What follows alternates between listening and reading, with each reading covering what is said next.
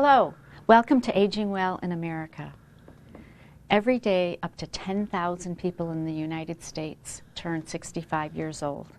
5.5 million people are aged 85 or older. By the year of 2050, which isn't that far from now, 20 million people will be aged 85 or older. Are we ready? Is America ready? There's so much good work going on around the country, around the state, and right here in our own community. And we have with us today two people who are doing some of that very good work, and they have a very important message for us. We have Tim and Janet from Kaul Funeral Home and Dignity Memorial. Thank you so much for coming on the show, and thank you for inviting us into your home. We are here at Kaul Funeral Home in St. Clair Shores, yes, on Jefferson and Martin. Yes. Beautiful, beautiful facility. Thank you. Well, we're here to talk about pre-planning, but before we do, I want to talk a little bit about this special building because it is one of the oldest continuing standing funeral homes in the Detroit metropolitan area, as I understand. Tim, you were telling us about it a little bit earlier. Roy Kaul opened this facility in 1927, and right on this corner where we sit now. In this building. In this room. This room is part of the original structure. It is. And of course it's been remodeled since, but it is the original structure and has been added on to accommodate our growth in the community. And we have been St. Clair Shores Funeral Home for this many decades. Yeah, that's coming amazing. Up on 100 years, I guess. And soon. Kaul in general is a very old funeral home family name. Yes. There are three facilities on the east side. Tell us a little bit about each of them. This facility was first, opening in 27. In the 30s, the funeral home, Roy's brother Fred opened the Kaul Funeral Home on Gratiot Avenue near Martin, 11.5 mile road. And that's in Roseville. In Roseville. And then in Clinton Township in 1985, the Kaul family purchased the Killeen Funeral Home. Again, a funeral home that had come from Detroit out to the suburbs. George Killeen was the proprietor there. And they purchased that from George at his retirement and have operated all three since 1985. Kaul does some very, very interesting things. Janet, you've told us about some of the programs for veterans, some of the ways that you can memorialize your loved one. Can you tell us a little bit about some of those programs? Yes, we have two seminar programs that we do. One is a VSO seminar, which is geared specifically for vets. And VSO? Veterans Seminar. We call it a VSO. Okay. Okay. All right. But it's geared specifically for vets and educating them on what their burial rights are. And you'd be surprised at how many vets don't know. Or I even have people come in and a family member will come in, their parents of a vet, and they don't know that they have the option of going to Great Lakes Cemetery in Holly. And then for our seniors, we have a Your Life, Your Legacy seminar that basically educates them and walks them through the steps of pre-planning, which takes a lot of burden off the family members that are left behind.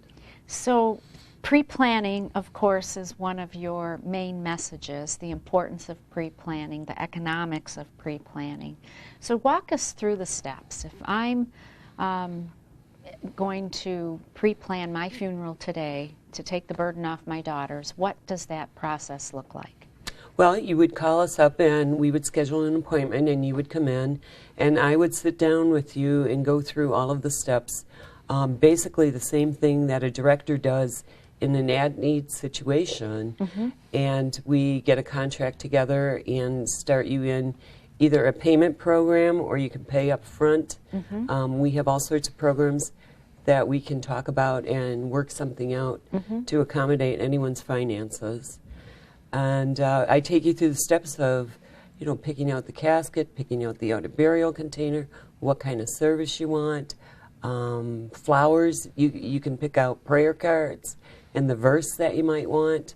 Everything can be planned so at the time of need, your family would just come in and we would turn it over to a director such as Tim to take it from there. So families move, they change, divorces happen, remarriages. What happens if I pre-plan my funeral and my family situation looks different when I do pass as to when, compared with when I picked all that out and made those decisions? Within our brand, the Dignity Memorial brand, you have the opportunity of using one of 2,000 facilities across the country. We have made a point of all of our pre-need funeral agreements are portable and transferable. And sometimes they're transferred to a company that's not within our network, but nonetheless, you're still protected that way.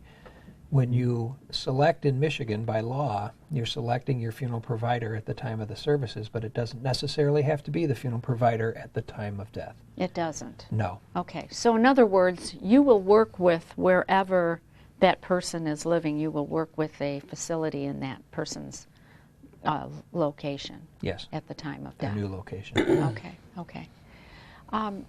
You've shown me, Janet, some of the wonderful memorial items that family can purchase and have made to remember their loved one. Tell us about that. And you know which my favorite is. Right, I think I know. You like the Precious Memories, which is a sterling silver thumbprint of the decedent's thumbprint, and it's engraved on the back. It also comes in gold. The one that we sell the most is the sterling silver. And then we also do So you'd literally take a thumbprint of the deceased, The individual. when you're preparing them for their funeral ceremony. The individual specific, different from everyone else's thumbprint. Right. And then it's a charm. It can be worn as a Right. necklace. It can be worn on a charm bracelet. Correct. And our families really seem to like that when you right. Oh, yes. Yeah. Then we also have a canvas portrait that you provide us with a picture of your loved one, and we can do a canvas portrait of it. And I think, correct me if I'm wrong, 16 by 24. 24. Okay. Okay. All right. Very nice. Very nice. So how have funerals changed over the decades? Tim, you're a director. Yes. You have been, in fact, I've been with this firm since 1978, April of 1978. Okay, so and you 36 started years. really kind of in the mailroom, right? Yes, I did. I started in the garage washing cars, and I followed my brother Michael, who was the manager of this location, into the business, and touched every rung of the ladder, I suppose, to where I am today. And in that time, we have seen a lot of change from burial to cremation, but not necessarily without the ceremonies first. So the cremation rate has gone up, but there are many families that still memorialize the person first with services, visitation, perhaps a church service at their local church. And then instead of going to the cemetery for burial, they conclude things with cremation. If a lot of people, I think, myself included, would think of cremation as a way to save money.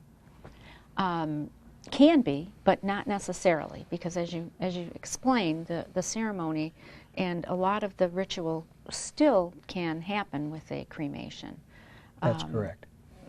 But what are the options? Well, where cremation would save a family money is over their cemetery costs.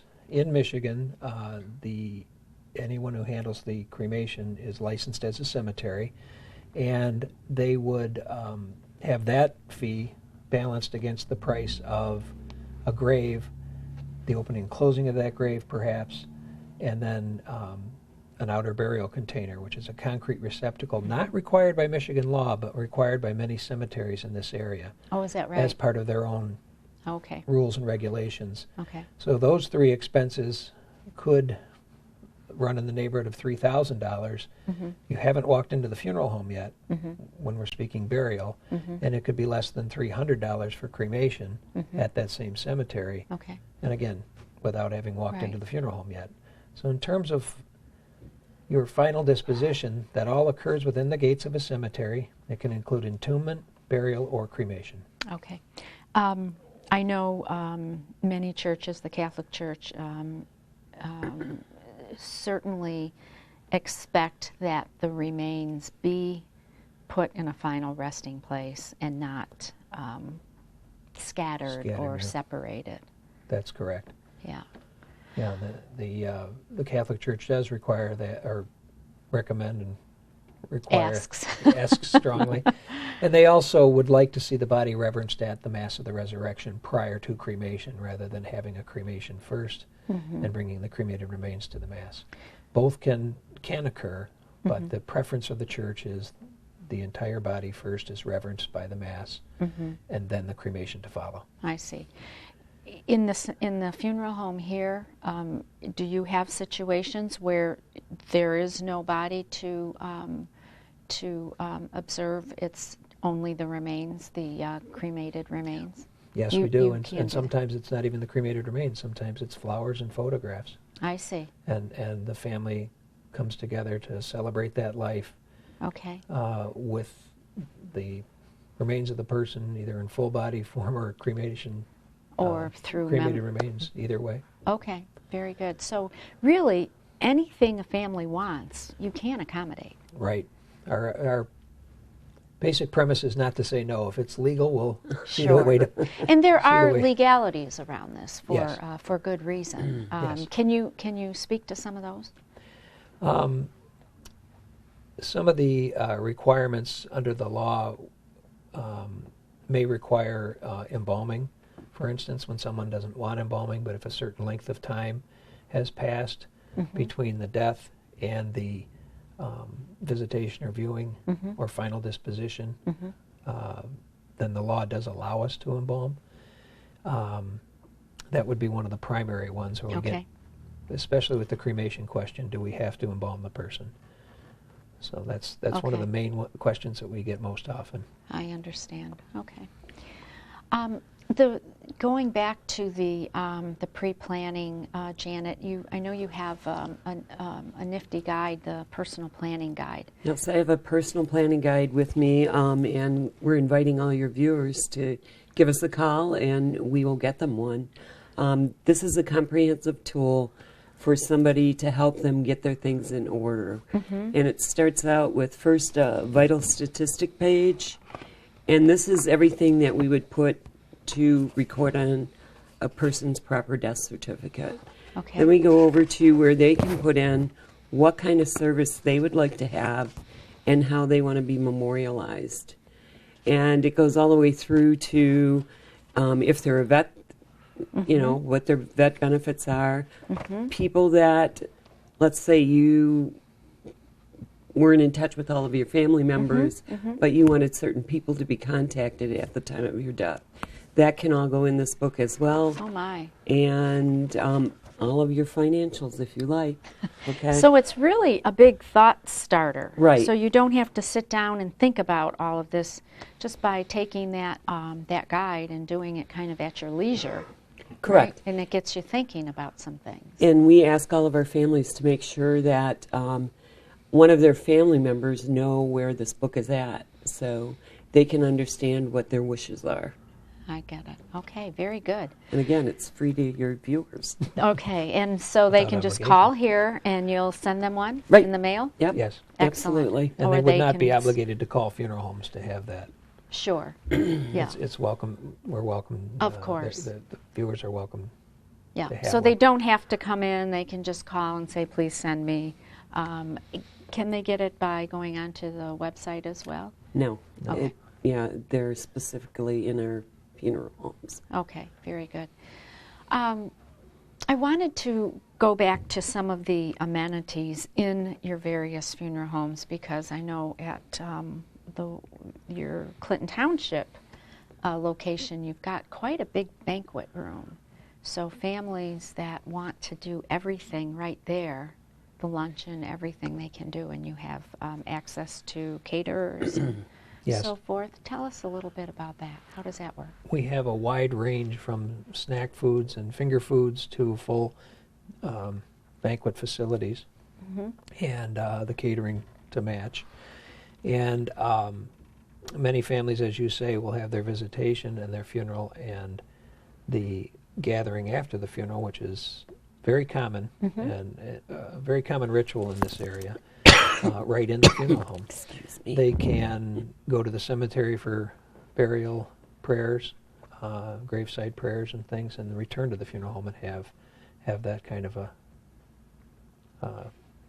memorial luncheon occur. That's especially with our harsh winters, I would think sometimes they may even forego the cemetery, just have the whole event, Yes. the celebration here, right? Yes, including that's true. Including the meal. Yes, and at times people have they'll order something smaller for the visitation period for the family. Many families spend the better part of the afternoon and evening with us until 9 or so at night, and it can be a long day for people to be on their feet. So to step away and to our lounge and have some refreshments and a few things to nibble on is always helpful. Yeah, that is nice. I know a lot of families will bring food in for the immediate family, but this really helps with all of that. So Yes. people who are visiting don't have to worry And families celebrate with food in many ways. Yes. Weddings and we certainly do. and anniversaries and birthdays, it's always built around a meal. So Yeah, that's right. taking that one step further, the funeral can be as well. That's right. Janet, you touched on some of the benefits for veterans. Can you go into some of that a little more detail? What does a veteran's funeral look like? Well, they're entitled to a flag, of course, and they're entitled to military honors. They just have to provide us with the honorable discharge papers. If they go up to a national cemetery, they're entitled to the outer burial container and the opening and close. They're also entitled to presidential memorial certificates. It's signed by the current president. Any medals that they might have. They're also entitled to a marker. It's a bronze marker, and correct me if I'm wrong, but if they have their own marker already made, they can put an emblem on there that they're entitled to, and a flag case. Oh, I didn't know about the flag case. In our county, the flag case is provided by the Bought Macomb one County for Veterans my Administration. dad's flag. Yes. Yeah, had I known. Yeah. Yeah, that's. My father was a World War II veteran, and his funeral was just so special. It really was. It was very memorable. And my daughter played taps. Yes. She was senior in high school, and he always said he wanted her to play taps. So she did that instead of the services. They deferred to her, if you can believe it. We did taps at my dad's, and even when I hear it today, it still touches me. Yeah, exactly, exactly. And do you know what it means? No, I don't. And do you know what it means? It's the end of the service day. I know it was the Lights out. Oh, really? Yes. Yeah. No, I didn't know that. Does it stand for something? No. I The acronym, wondered if it was an acronym. No. Yeah. You have a very interesting background, Tim. You started to talk about it a few minutes ago, that you started in this industry very young, following your brother's footsteps. Take us through your career. Well, I started before I applied to the Mortuary Science Department at Wayne State University. I started working here, and I decided to do that to see if I had any aptitude at all for this line of work. And it became, over my career, not work, but more like a vocation, I believe. So following a full year of work here, I applied to the Department of Mortuary Science, and I happened to gain admittance there after just 3 years of undergraduate college studies at the University of Detroit. passed through the mortuary science program at Wayne State, and then I did a resident trainee period, which the state requires, and that's a year. If you have an undergraduate degree, that can be cut back to 6 months in some cases. Where did you do that? The resident training? Yeah. I did all my resident training, 9 months of it here at Kaul Funeral Homes. I see. And 3 months at a funeral home in Southfield, Haley Funeral Directors. Okay, it's always at a funeral home? Yes. And then started here as a junior director. Wet behind the ears, paid attention to the people that trained me, Mr. Kaul, his Frederick Kaul, and we knew him as Fritz. His younger brother, Doug, they were instrumental in training me here, along with Bob Vandenberg and Frank Lorbach. Those were pretty much the principals at the time that I came through here. And Bill Gillow was the manager here that hired me 30-some years ago. Okay. Yes. What is the difference between a cemetery pre-planning and funeral pre-planning? A lot of people probably think that if you do one, you're taking care of the other, but that's not the case. The funeral portion is separate from the cemetery portion. The cemetery portion usually includes the plot, can include the outer burial container, can include the open and close. The funeral portion is specifically geared to the service and merchandise part of the funeral. Of that day or two. Right. Okay. So you really do need to do both. Right. As mentioned earlier, in Michigan, everything that occurs within the gates of a cemetery, whether it be entombment, cremation, or burial, would be what you would prearrange inside the gate of the cemetery at their office. Prior to getting to the cemetery is what you would prearrange through your funeral home. Perhaps visitation, your clergy services and funeral services, those type of things would all be done through the funeral home. And we're kept separate by law in the state of Michigan.